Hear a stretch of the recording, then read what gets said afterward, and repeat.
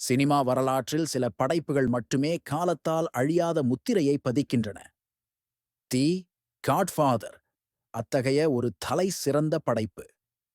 இது வெறும் ஒரு திரைப்படம் மட்டுமல்ல, அது ஒரு கலாச்சார நிகழ்வு, ஒரு கலை படைப்பு மற்றும் கேங்ஸ்டர் வகையை மறுவரையறை செய்த ஒரு புரட்சி. இந்த திரைப்படம் சின்னமான காட்சிகளையும், மறக்க முடியாத வசனங்களையும், ஆழமான கதாபாத்திரங்களையும் நமக்கு வழங்கியது. தி காட்ஃபாதர் ஒரு கலாச்சார அடையாளமாக மாறி தலைமுறைகள் தாண்டி ரசிகர்களை ஈர்த்து வருகிறது.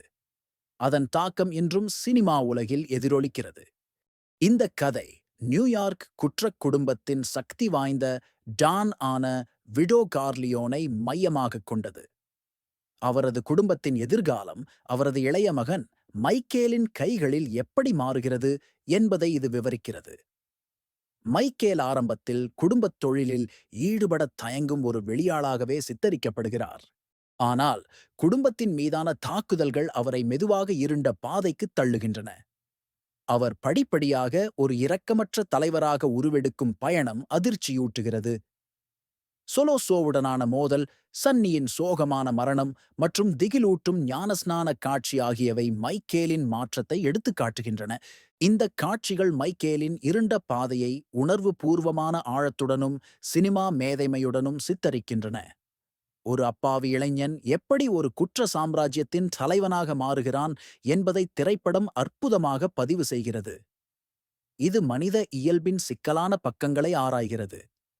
தி காட்ஃபாதர் படத்தின் வெற்றிக்கு அதன் விதிவிலக்கான நடிகர்கள் பெரும் காரணம். மார்லன் பிராண்டோ டான் விடோவாக தனது சின்னமான குரல் மற்றும் உடல் மொழியால் கதாபாத்திரத்திற்கு உயிர் கொடுத்தார். அவரது நடிப்பு அவருக்கு ஆஸ்கர் விருதை பெற்றுத் தந்தது.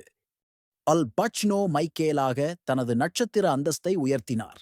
அவரது நுட்பமான நடிப்பு மைக்கேலின் உள் போராட்டங்களை வெளிப்படுத்தியது. ஜேம்ஸ் கான் சன்னியாகவும், ராபர்ட் டுவால்டாம் ஹேகனாகவும், டயான் கீட்டன் கேயாகவும் தங்கள் கதாபாத்திரங்களுக்கு வலு சேர்த்தனர். இந்த நடிகர்களின் பங்களிப்பு படத்தின் நீடித்த கவர்ச்சிக்கு முக்கிய காரணம். இயக்குனர் பிரான்சிஸ் ஃபோர்ட் கோப்போலா தி காட்ஃபாதர் படத்திற்காக பாரமவுண்ட் ஸ்டுடியோவின் எதிர்ப்பை எதிர்த்து போராடினார். அவர் நம்பகத்தன்மைக்கும் இத்தாலிய அமெரிக்க பிரதிநிதித்துவத்திற்கும் முக்கியத்துவம் கொடுத்தார்.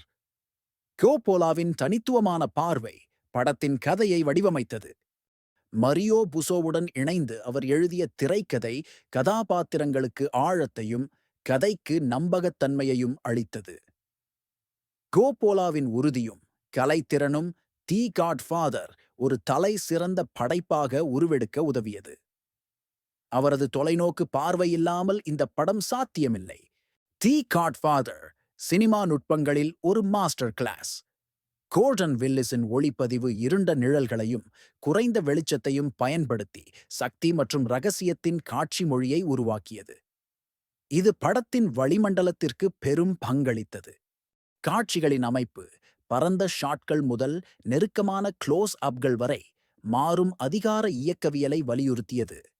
ஞான ஸ்நான காட்சியில் வன்முறைக்கும் மத அப்பாவித்தனத்திற்கும் இடையே மாறி மாறி வெட்டப்பட்ட எடிட்டிங் காட்சி கதை சொல்லலுக்கு ஒரு முன்னோடி உதாரணமாக அமைந்தது. இது ஒரு புரட்சிகரமான அணுகுமுறை. நினோ ரோட்டாவின் இசை தி காட்ஃபாதர் படத்திற்கு அளவிட முடியாத உணர்வுபூர்வமான ஆழத்தைச் சேர்த்தது. அவரது மெலடிகள் படத்தின் கதைக்கு கச்சிதமாக பொருந்தின. குறிப்பாக லவ் தீம் படத்தின் உணர்வுபூர்வமான மையத்தை வெளிப்படுத்தியது. ஆரம்பத்தில் ஆஸ்கர் விருதுக்கு தகுதி நீக்கம் செய்யப்பட்டாலும் ரோட்டாவின் இசை இன்றும் சினிமா இசையின் தலை சிறந்த படைப்புகளில் ஒன்றாக கருதப்படுகிறது. அது படத்தின் ஒவ்வொரு காட்சியிலும் ஒரு அழியாத தாக்கத்தை ஏற்படுத்தியது. இசை இல்லாமல் இந்த படம் முழுமையடையாது. தி காட்ஃபாதர் 3 ஆஸ்கர் விருதுகளை வென்றது. சிறந்த படம், சிறந்த நடிகர் மார்லன் பிராண்டோ மற்றும் சிறந்த தழுவல் திரைக்கதை ஆகியவை இதில் அடங்கும். இது எல்லா காலத்திலும் சிறந்த படங்களில் ஒன்றாக தொடர்ந்து தரவரிசைப்படுத்தப்படுகிறது. இந்த திரைப்படம் 2 தொடர்ச்சிகளை உருவாக்கியது. தி காட்ஃபாதர் பகுதி 2 மற்றும் தி காட்ஃபாதர் பகுதி 3. தி சோப்ரானோஸ் போன்ற எண்ணற்ற மாஃபியா திரைப்படங்கள் மற்றும் தொலைக்காட்சி நிகழ்ச்சிகளை இது பாதித்தது. அதன் தாக்கம் சினிமா வரலாற்றில் அழியாதது. தி காட்ஃபாதர் பாப் கலாச்சாரத்தில் ஆழமான தாக்கத்தை ஏற்படுத்தியது. துப்பாக்கியை விட்டுவிடு, காணொளியை எடுத்துக்கொள் மற்றும் அவர் மறுக்க முடியாத ஒரு சலுகை போன்ற வசனங்கள் அன்றாட மொழியில் பதிந்துவிட்டன.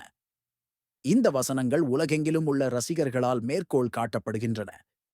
அரசியல் வர்ணனை, பகடிகள் மற்றும் நெறிமுறைகள் பற்றிய விவாதங்களில் இந்த படம் பயன்படுத்தப்பட்டது. குடும்பம், மரியாதை மற்றும் குற்றத்தின் கவர்ச்சி பற்றிய நமது புரிதலை இது வடிவமைத்தது. தி காட்ஃபாதர் ஒரு கலாச்சார நிகழ்வாகவே நிலைத்து நிற்கிறது. தி காட்ஃபாதர் ஒரு சினிமா வெற்றியாகவே நிலைத்து நிற்கிறது. இது கதை சொல்லல், நடிப்பு மற்றும் திரைப்படத் தயாரிப்பில் ஒரு மாஸ்டர் கிளாஸ். அதன் நீடித்த சக்தி மற்றும் கலாச்சார முக்கியத்துவம் காரணமாக இது தொடர்ந்து மரியாதையை பெறுகிறது. இந்த திரைப்படம் ஒரு தலைமுறைக்கு அப்பால் சென்று புதிய ரசிகர்களை ஈர்த்து சினிமா மாணவர்களுக்கு ஒரு பாட புத்தகமாக விளங்குகிறது. தி காட்ஃபாதர் ஒரு காவியம், ஒரு கலை படைப்பு மற்றும் சினிமா வரலாற்றில் ஒரு அழியாத அத்தியாயம்.